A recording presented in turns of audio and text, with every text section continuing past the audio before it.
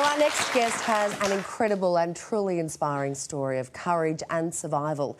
She suffered life-threatening burns after being trapped in a bushfire during an ultra-marathon in WA.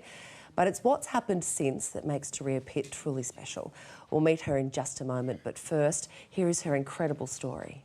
At 24 years old, Turia Pitt's life changed forever. Trapped in a bushfire while competing in the 100k Kimberley Ultra Marathon, Turia was close to death but survived with burns to 65% of her body.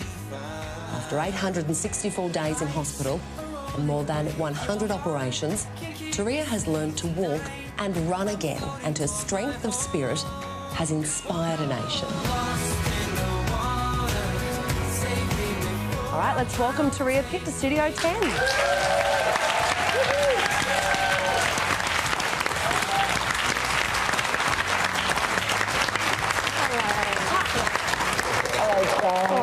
Thank you so much for having me. Thank you. So lovely to meet you. You're amazing. Just amazing. Turia, there are not many people that get standing ovations here at Studio 10. I feel very lucky. Thank you, guys. You are such an inspiring woman. I remember seeing you on the front cover of the Australian Women's Weekly, which sold extremely well. Yes. People just are drawn to your story and your resilience. How are you going?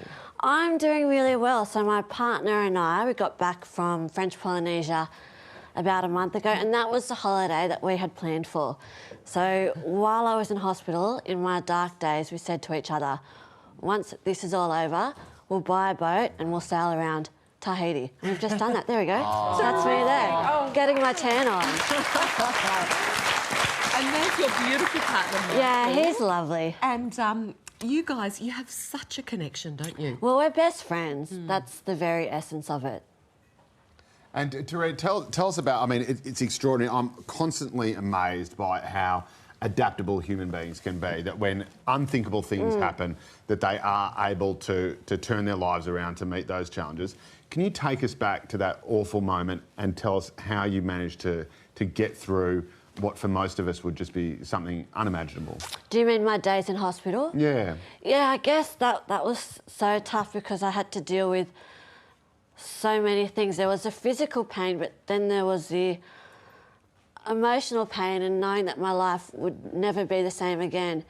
And I guess, you know, one of the things that I can say that really helped me get through it was just having that support from my partner, my family and my friends. You know, we're nothing without our loved ones.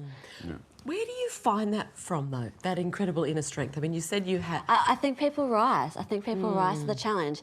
You ask the Holocaust survivors if they could have gone through that, and they would say no, but it's just the human spirit. It's extraordinary. What are your goals now? So at the moment, I'm getting my nose reconstructed. You can probably see my forehead. That's the delay, basically getting the field ready for the game. After that, they'll move this whole piece down onto my nose and I'll look like a werewolf. And I asked my surgeon if I'd be able to go outside, and he said, only if I want to scare little kids away. Oh! He's such a great guy. Is that Dr. Hirsch? Yeah, that's Dr. Hirsch. And then they move it back. So that takes about 3 months. And then after that, I'll start training for an Ironman, which I hope to do in 2016. Wow. How do you do that? With your injuries, Turia, how do you do that? Because, you know, having the burns, does Most people with no excuses can't do an Ironman. Well, I did a really big cycle this year. We rode from Sydney to Uluru, and I guess I just put most of my weight through my forearms. That's how I do that. I can swim, because I just did the 20k Lake Argyle swim, but the aspect that I'm most, I guess, worried about is the run, because right now I'm a terrible runner. I only run like maybe 6 kilometres. Oh, I'm so Is that all? Yeah, that's terrible. No, but an Ironman, you have to do a marathon. Yeah. So it's kind of strange because I was a runner before and now I think that would be my weakest. Is that 42 Ks? A marathon, yeah. Oh. I want to hear more about Michael. When you were on your little holiday... Yes. Were there any proposals on knees or anything like that? No. Will we see that? Who knows? Oh, are you playing coy? Do you know something we don't? No. Maybe John could tell us. If you'd like to have him propose on Studio 10, we can arrange that. No. I think when we get married, or if we get married, it'll probably be pretty private because he's a pretty private guy. Yeah. And a very special guy. Yeah. Don't talk him up too much. Oh, and you know who else I fell in love with too with your story? Your mum. Yeah, she's What pretty a woman. cool. She's pretty cool.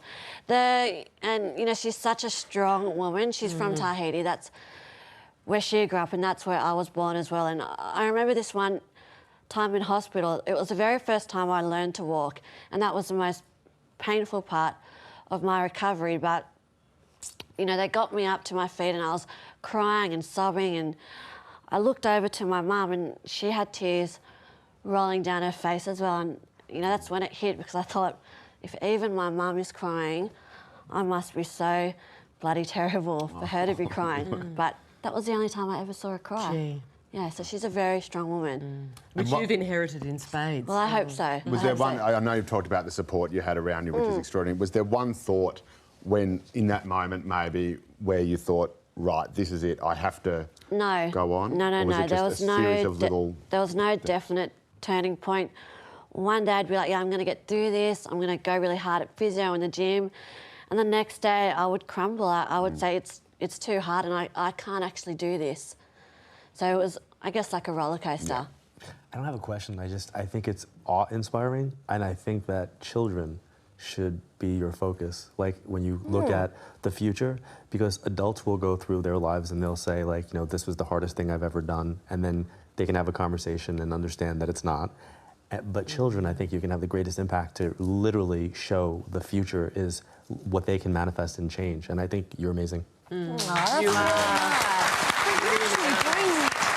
work with children at the moment, aren't you? Yeah, I guess. Well, I'm an ambassador for Interplast, and that's an organisation which provides free surgery to people in developing countries.